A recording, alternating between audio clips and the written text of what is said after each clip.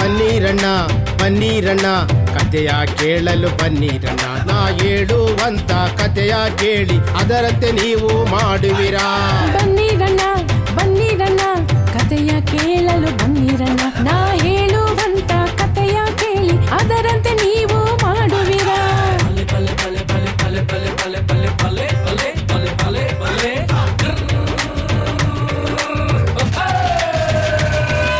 ಯಜಮಾನ ಒಬ್ಬ ದೂರ ದೇಶಕ್ಕೆ ಹೊರಟು ಹೋದನು. ಅವನೋಗುವಾಗ 3 ಜನರಿಗೆ ಹಣವನ್ನು ಕೊಟ್ಟಿಹನು. ಯಜಮಾನ ಒಬ್ಬ ದೂರ ದೇಶಕ್ಕೆ ಹೊರಟು ಹೋದನು. ಅವನೋಗುವಾಗ 3 ಜನರಿಗೆ ಹಣವನ್ನು ಕೊಟ್ಟಿಹನು.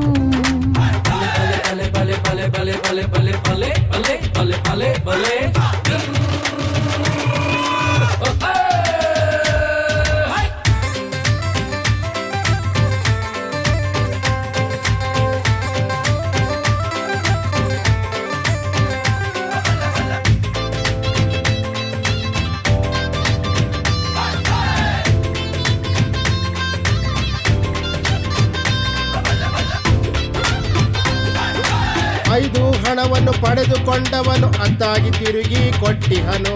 2 ಹಣವನ್ನು ಪಡೆದುಕೊಂಡವನು 4 ಹಣವನ್ನು ಕೊಟ್ಟಿಹನು. ಅಲ್ಪವಾದ ನಂಬಿಕೆಯು ಅಧಿಕಾರವ ಅವರಿಗೆ ದೊರಕಿಸಿತು. ಅಲ್ಪವಾದ ನಂಬಿಕೆಯು ಅಧಿಕಾರವ ಅವರಿಗೆ ದೊರಕಿಸಿತು.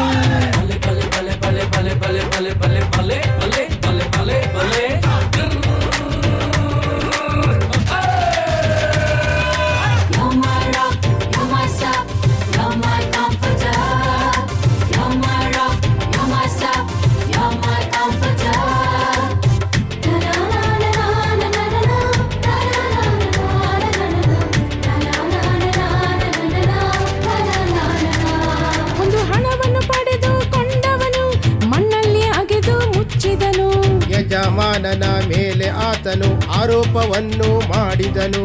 ನಂಬಿಗಸ್ತನವನಾಗಲಿಲ್ಲ, ಕತ್ತಲೆಯೊಳಗೆ ಹಾಕಿದರು.